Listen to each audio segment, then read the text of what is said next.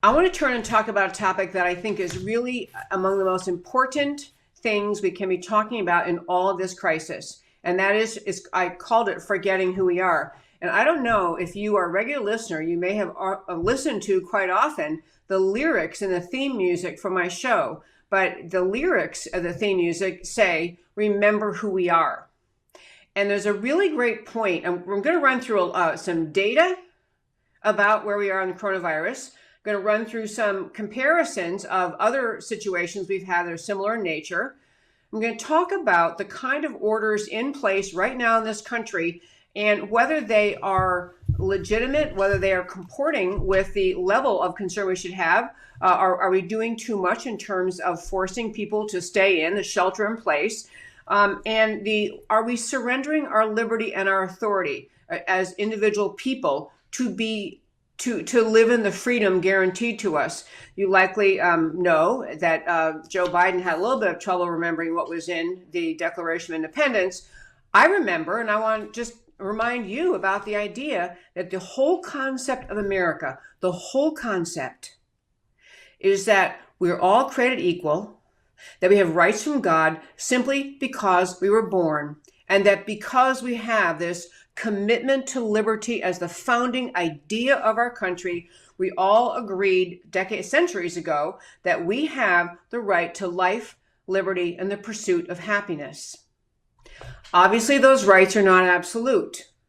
They're not absolute, but we strive as a nation to hold on to those rights, to remind our children and grandchildren and everyone we know that we are a unique nation in the earth because we're committed in our founding document that we are going to strive to hold that promise up in every generation. Every generation of patriots has the duty to remember those are unique, extraordinary promises in our founding that the country exists to give the citizens not that the country gave us the right to life, liberty, and the pursuit of happiness. What the Declaration was saying was those are innate natural rights that we as a country in our foundation, in our founding, recognized, defined, laid out, and promised, and that as we move forward as a country, we still are going to try to the best we can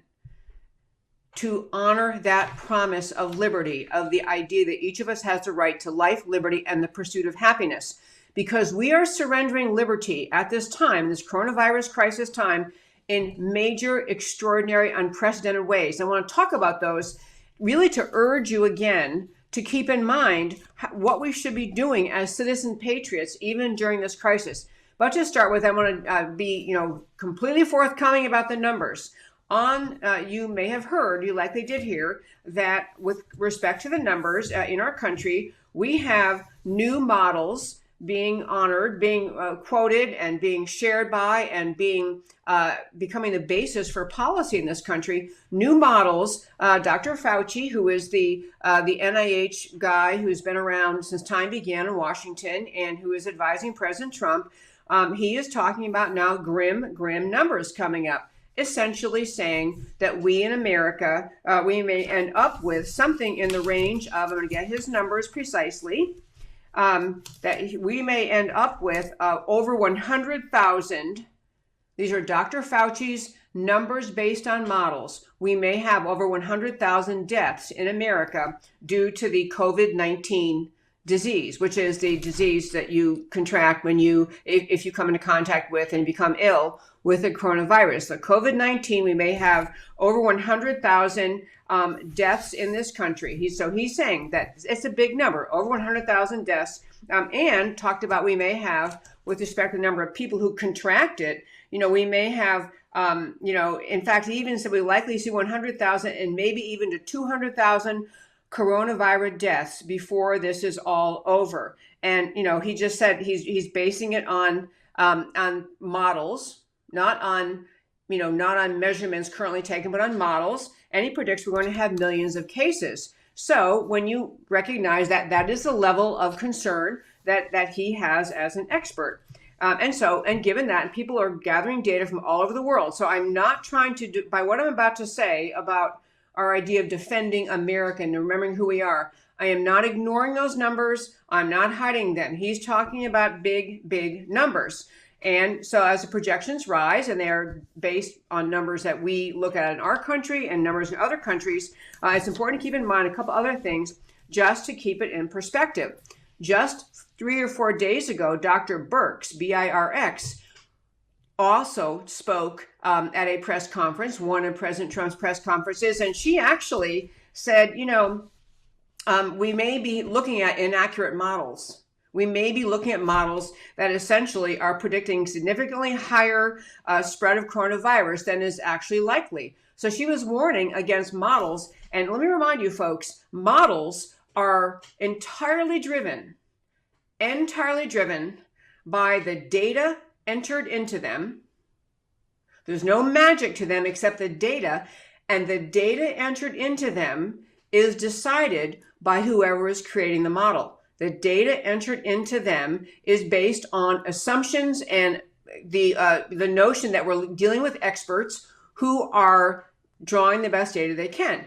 However, just as we've seen in the models that many, many people pointed to who are environmental extremists and worried that we're going to have, that we're going to have all sorts of death and destruction from climate change, those models produce things like saying that New York City would be completely underwater by whatever year it was, 2000. I mean, there have been, and we've been over on this show, we've talked on the topic of climate change. There have been dozens of completely inane model predictions based on models, and based on models created by experts, created by people who actually are climatologists, who look at data and they put models in, so whatever comes in at one end comes out the other end. And we have found in our country that the models used in climate change have been way, way off. Not a little tiny bit, way off. Extreme predictions, we're all gonna freeze to death, we're all gonna melt, we're gonna lose New York City, it's gonna be underwater by, and that's happened a couple of times in New York City be underwater, and obviously, it's not underwater, and has not been at all. So what he is saying, Fauci and Dr. Birx, to be clear, she did say, first, she talked about the concern of inaccurate models, but she's also joined in with a warning from Dr. Fauci to say, we really may have in the millions of cases, and we really may have somewhere between 100 and 200,000 deaths. So I'm not, no one is happy about that. And that would, by the way, if we had 1 million cases in this country, which we don't have anything close, I'm about to get to the notion, most experts are still saying that the data seem to indicate we have somewhere either under 1% or between 1 and 2% of fatality rate. It's really important to understand cases that we may have does not equal fatality rates. Fatality from coronavirus continues to be very low and tends to be concentrated in older population, people of older age, or people with some pre-existing condition, such as anything like any kind of a deficiency in their immune system, any other kind of special health problems they've had that make them more vulnerable. The average person, still over 80% of the people who come into contact with the coronavirus, who contract COVID-19, will have something like a bad cold or a flu, be done with it in 2 weeks and move on. The vast, vast majority. So even when we're talking millions of cases, there are millions of cases of flu every year, and people get through it. They don't like it and they stay home and they feel bad and they lounge around and moan and, drink hot soup and sleep a lot. And so the point, even with this virus, that there is still well over 80% of the people who contract it will simply have a really, kind of unpleasant couple of weeks and be done with it. I also want to give you final numbers before I turn into what the next thing I want to talk about, which is about both the constitutionality as well as the wisdom of the orders coming from states. The last data point I want to hit in this segment is with respect to the actual numbers we have in mind. So we have, actually, before I get to coronavirus, let me talk about one more thing that Dr. Fauci was heavily involved in. You may recall Dr. Fauci has been at the NIH for a long, long time. He was the top advisor to President Obama during the time we had the major swine flu outbreak in this country, 2009, 2010, we had a major swine flu problem in this country. We had numbers, just to remind you what we had. It was April 2009 to August 2000 to April 2010. We had about 60.8 million confirmed cases of swine flu. 60.8 confirmed million. 60.8 million cases confirmed of swine flu versus now you can see what, we're not anywhere near that number in what the experts are predicting with respect to the coronavirus and in the swine flu era. We had over 12,000 deaths. In that time period, we did not have a media driving home day after day after day. We're in a crisis, it's extreme. Everything President Trump has done wrong since he tied his shoes this morning. Everything he's done since he tied his shoes this morning is wrong. Every response he's done is wrong. Everything he's doing. This is what the left is doing to him over and over and over and over in this crisis, in this coronavirus crisis. Same advisor, Fauci, far bigger numbers, far more deaths in the time of swine flu. The entire year it was around. In fact, this one set of data is talking about April to April, 2009, 2010. Some people count the ending of the swine flu virus more like August of 2010. No orders to shelter in place. No orders to do the kinds of things we are doing now. We're having a far more stringent reaction to the coronavirus than we did to swine flu. Even though I will say, to be fair to the medical people, the advisors to Trump, coronavirus is scary. It's unknown. It came from a foreign source. It's kind of exotic. We weren't sure about it. It kind of sneaked up on us. We didn't realize it was going to be a problem until it was already here. We don't have, our immune systems aren't built up to deal with it as they are. Most Americans' immune system built up to a certain degree to handle the flu, the regular swine flu or regular flu. And so there are differentiating factors. But you had a far more calm, not, country shutting down, industry shutting down, economy shutting down reaction to a far more lethal flu back in 2009, 2010, 10 years ago when you had President Obama as president with the same advisor from NIH. I do want to tell you, I think I mentioned a few times this yesterday, maybe in last week, but President Trump has extended the guidelines. To be clear, what President Trump is saying are guidelines. These are suggestions. These are not mandates like are being put out by mayors and county officials and governors. These are just guidelines. But President Trump has extended the guideline, saying that that we should maintain the social distancing and all the other things through the end of April. So the last point to tell you where we are on this, just in the data point, before I turn to whether we're surrendering our freedom, which the answer is we are. But on the flu numbers as of today, I went to CDC's website today. I kind of go there every day now. And by the way, one more thing on Fauci and the swine flu in 2009, 2010. His advice, even in the midst of it, even at the point where we had millions infected and thousands had died, the advice, even toward the end of that flu, that time of swine flu death, was, young people and children. He's talking about people just need to use good judgment. Parents shouldn't send their kids to school if they're sick. If you're sick, don't go to work. It was a very casual, just the kind of thing your grandmother would tell you to do if you're sick. Your grandma give you advice, or your mother, and say, if you're sick or your kids are sick, don't send them out of the house. That was all of his advice for America, Fauci's advice back in the time of swine flu. One last thing, where we are in flu in America and versus the coronavirus. In the flu in America, again, this year, just this flu season, which is officially considered October 1st of 2019, and then this is through this today, went on the thing today, we have had for flu deaths, between 24,000 and 62,000. So the high-end estimate of the CDC and the number of people who died of flu this year, 24,000 to 62,000, and people who become ill with the flu but not passed on, between 38 and 54 million.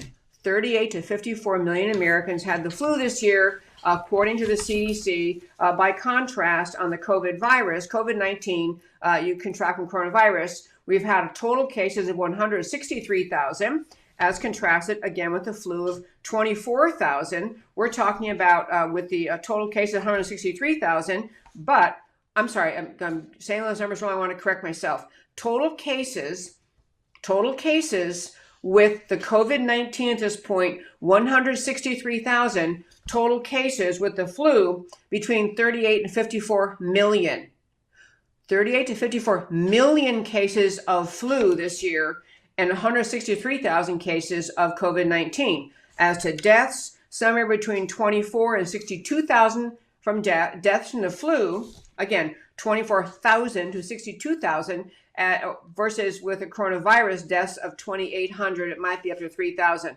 Point is, we still have a far more deadly flu season on our hands than we have coronavirus. But I really want to turn to, and the point of this segment today is not just to talk about the stats, but I wanted to have been fair and forthcoming and putting them all out there before I make my points related to American liberty. We're a country rooted in liberty. We have, where I'm living in Texas, and most states, it's something like 27 states now, have something like the rulings in place we have in Texas. For the whole state of Texas, we have, of course, social distancing. We have restaurants closed, bars closed. We have, so you can only get food from takeout. And then in my county, Dallas County, and in many counties around the country, we have the order coming from the highest authority in the county. It's not a suggestion or guideline, it's an order, and you can be pulled over by the police for violating it. You may not leave your home unless for an essential errand. You can leave to go to the doctor's office for essential treatment or pick up medications, or to the grocery store. And even the grocery store is listed for essential items. So I don't know. If you're only buying cookies, is that essential? I don't know.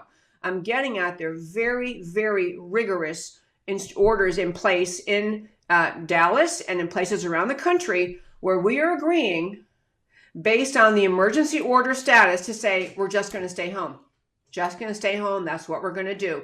And I want to tell you a few more of the extreme orders in place before I talk about why they're so dangerous. One is that in the state of Virginia, simply breathtaking. State of Virginia, as you well know, taken over by Democrats in the most recent elections. Democrat governor, Democrat and majority in both their houses. They don't call it their house; they call it their House of Delegates, but it's the same thing. They have a Senate and House of Delegates, all Democrat majority. Endlessly already talking about various ways in which they intend to take away the liberty of their people, including taking their guns away. Governor Northam of Virginia has issued an order saying a stay-at-home order, similar to what we have in Texas, a shelter in place. Wherever you are, you got to stay there. You don't go out except for very specific vital reasons. But this order, the one in Virginia by the Democrat Governor Northam, people have been told they must stay in their homes through June 10th. June 10th. That's 10 weeks from tomorrow. That, I'm sure coincidentally happens to be the day after a Republican runoff election was supposed to have been held in Virginia. I don't know about that, but I do know 10 weeks he's telling them they have to stay in place. And in Texas, I tell you, these are enforceable orders. You can be pulled over. I know of people pulled over to ask, where are you going? Now, you are allowed to be clear in Texas. You are allowed to go walking. You can go walking in your neighborhood, but people are turning each other in this neighborhood, in neighborhoods around me, because they see people who are out walking, but they're not maintaining. It's supposed to be outside 6 feet. So you're walking with your friends 6 feet apart. I mean, you can be walking with your own family member, and then you can, I assume you can walk next to each other. But with other people, you have to keep them 6 feet apart. It's like you're yelling to each other, hey, how are the kids? Well, I don't know. I mean, it's really, really stringent here. And at least in Dallas, the order was only for 2 weeks, which ends this Friday. Everyone assumes it's going to be extended, probably till the end of April. And so we are submitting to tremendous limitations on our liberty in this country in response to health public policy advice, modeling health officials dictating when it'll be safe to go outside. And we have local officials of all kinds, mayors, we talked about the mayor of Los Angeles sometime recently in the show, mayor of Los Angeles, huge restrictive orders in Los Angeles, talking about, again, they're talking about till the end of May before you can even go out. This idea, folks, that we're a country founded on the idea that we have an inherent, God-given, natural right to life, liberty, and the pursuit of happiness has to weigh in somewhere in this equation of how long we are able to be confined to our homes based on an emergency declaration by a elected official who is not a health expert, who is not listening to any advice coming from people related to the effects on the economy, on the existence of jobs, on the ability of businesses to continue functioning. Tell you something else about what's really interesting about this whole era we're living in, where we're just blindly and like sheep submitting to whatever orders they say. In Virginia, they have actually included you cannot go to church. It's specifically mentioned you can't have church services. And I want to ask you how, or just plant this little seed, how bizarre this is. Everyone's in a battle in all these states where we're talking about essential services or essential businesses and non-essential businesses. Many people on the left are arguing that abortion providers are providing essential services. So they must be included in the carve out. They must be included among the businesses that can stay open, and that the reasons you can leave your home is to procure an abortion, to have an abortion. But churches are shut down. In New York City, a pastor was actually arrested. In Florida, a pastor was actually arrested for holding church services in violation of the order they then had in place, which basically was one of those no more than 10 people in one place kind of orders, which also exist all over this country. So let it sink in about what they're saying about their priorities in this country. You have to have your freedom to an abortion. Have to. No exceptions. Go to church. And to be clear, no one's making you go to church. No one's making the pastor offer the services. The pastor wants to have the services. Everyone with a pulse understands the coronavirus going on and understands the guidelines, the 10 feet apart, and people want to go to church. So it's one thing for private citizens to think about other private citizens and saying, that is really irresponsible. They shouldn't be going to church. I wouldn't go to church. Why should they go to church? To be denouncing is one thing, but to use government authority to say abortions, yes, church, no. One little comparison. Another one that's really interesting to think about is here in Texas, we have you literally, and people do get pulled over for the idea. Pulled over and said, where are you going? And there was a guy who was telling this story, said he was on the way to work. He worked for a company that is an essential business.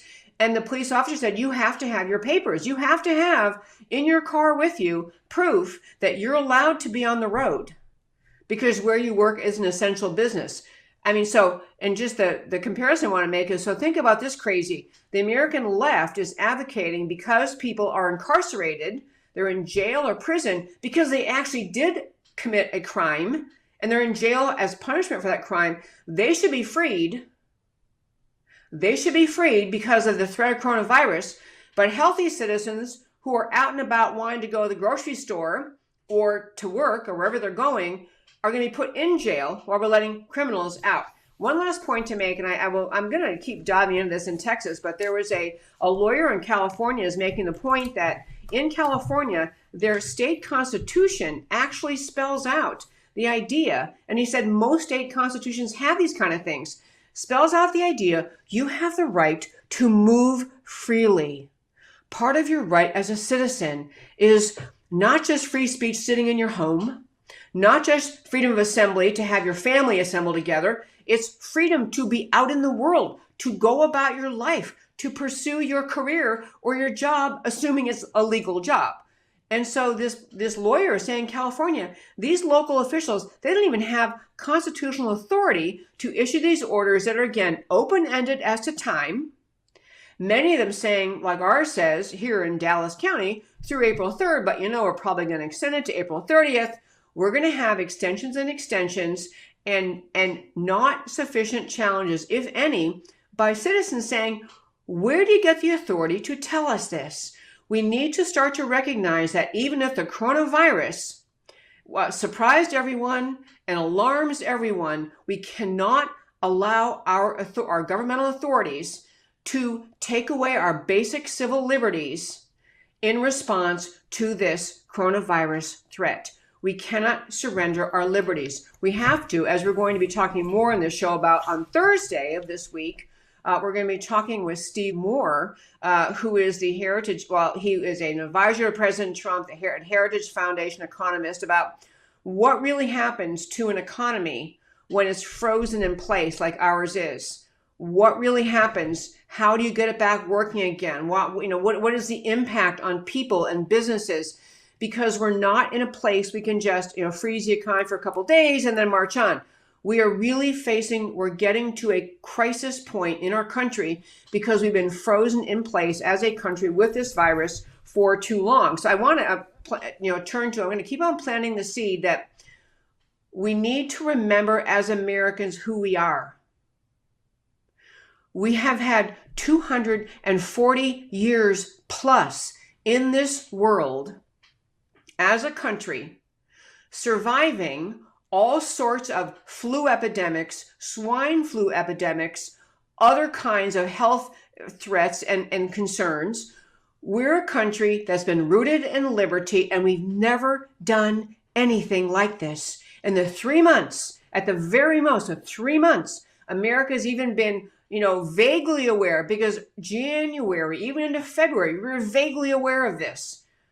In this 3-month period in 2020, we have essentially, for vast portions of this country, surrendered liberty in an unprecedented way. We've never done anything like this, not in response to past viruses. And I'll tell you something, folks, there's a very big difference between having public health authorities give out advice, give out information, tell people the way to fight this is you're hand washing and you're keeping surfaces clean and you're cleaning down everything that comes into your house and you're not handshaking and social distancing and all the things we've been doing.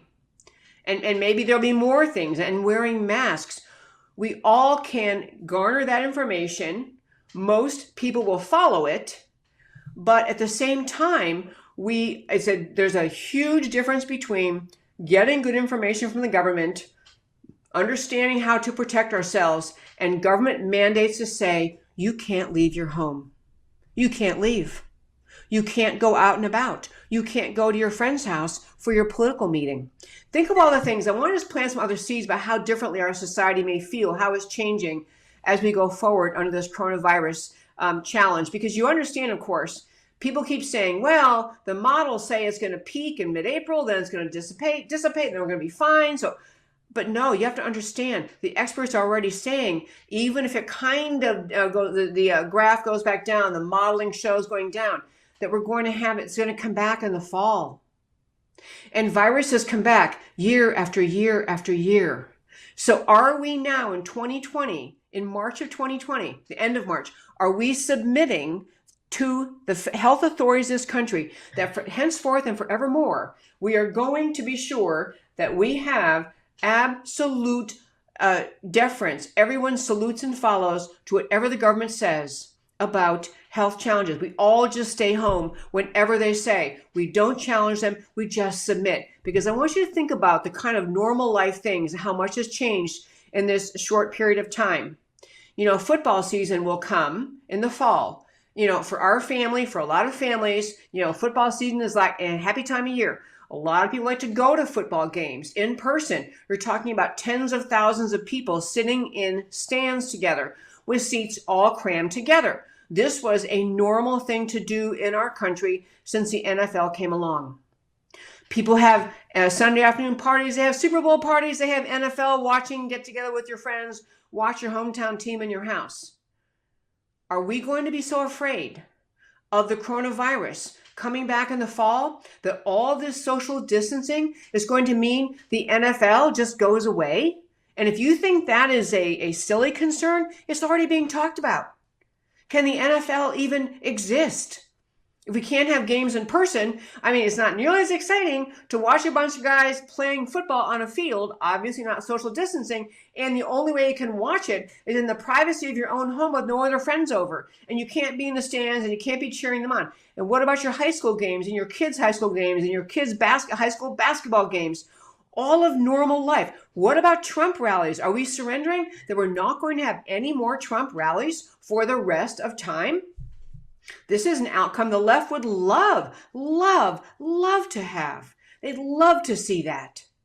They'd love to see the idea that you can't have these massive, inspiring, patriotic rallies that really made President Trump's campaign unique and extraordinary and exciting for millions of Americans. Though, are we just going to say, well, social distancing can't do that? What about going to concerts? I mean, one thing we like to do in our family at Christmas and birthdays is we give concert tickets because it's fun to go to listen to bands that we like. And so this year I have been thinking earlier in the year, January, before we realized what a problem, that I was trying to think about what concert it might be fun to buy tickets for my husband for his birthday. Because we had great time last year going to, I think, Paul McCartney. Point is, are we really going to accept this long-term culture-changing norm in our country because of the coronavirus? Because what's really happening this is deeper than the concern about numbers and virus spreading are really going to concern. So let me do it another way. Recognize why the left is so happy to enforce these kind of things. Why the left is happy to extend the stay in place, shelter in place, can't leave your house, can't go here, must have permission, can't be outside. The left benefits from instilling fear in Americans. It is what the left does on issue after issue after issue after issue. The left gets their way in this country on environmental policy by scaring ignorant young people to death who actually thought 20 years ago that New York City was going to be underwater by now, or all the other inane predictions that never come true. They never happen. We are overloaded with penguins and polar bears. But the point is, the left uses fear to get people to do what they want. In this case, our whole societal crashing down. We can't have Trump rallies. We can't have a normal social engagement in this country anymore. The left is benefiting from the fear that's been instilled in the American people, and is part of what the left is doing in Washington in creating these massive spending bills. They're creating dependence. They're creating among the American people the idea, well, I have to wait until all the health experts agree that I'm allowed to go to work. And until then, it doesn't really matter if we don't have an economy and we don't have free market businesses and we don't have a functioning workforce in this country because the government's going to send me a check. Don't worry, the government's going to send me a check, so everything will be fine because I'll get my check from the government. This is how they are thinking. The left benefits from the kind of bill that got passed, the huge bill that got passed, $2.2 trillion, and another bill is already being cooked up, more money being spent that we don't have. But the worst part of the money is not that it's making us broke. We are broke as a country, it's making us more broke, but it's making us think that we can somehow survive as a country but with the free market economy and the businesses crushed and smothered. That we can all function because we're going to stay at home and the government's going to send us checks. There's a huge political overlay to this response to coronavirus. We all have to recognize, and we all have to recognize the left is benefiting from this. Because right now, on this notion, we're going to be talking more about it with Steve Moore on Thursday, but the idea of getting America back to work, actually employed work, like actually earning money by going to work. The left has managed to make most of America, even conservatives, even freedom-loving conservatives, to say, well, no, we can't do that because the health authorities haven't yet told us exactly and specifically when we can go back to work. So since they haven't told us, we can't do that. So what we're going to have to do instead is to turn to an economy where we just kind of sit home and we wait to be told. People, we can't do this. Folks, I went too long on this segment. I wanted to share with you. I'm going to have to do it another day. I wanted to share with you, though, the kinds of ideas that people have come up with related to the, how we work out of this, how we get ourselves back to working. There are experts who are actual public health experts, many of them who are saying that our country's reaction to the coronavirus has been too harsh, too extreme. actual experts, people who are experts in viruses and epidemiology, are saying we didn't need to do this kind of shutdown of our country. We should have been doing a shutdown that was in silos. We protect the people who need protection, who are elderly, who have some other compromised health problem. We protect them. We don't have to shut down our whole economy. There are experts saying this, and they're being ignored by the experts who are continuing to feed fear into the policymakers who are saying, no, only answer here is simply must have country shut down.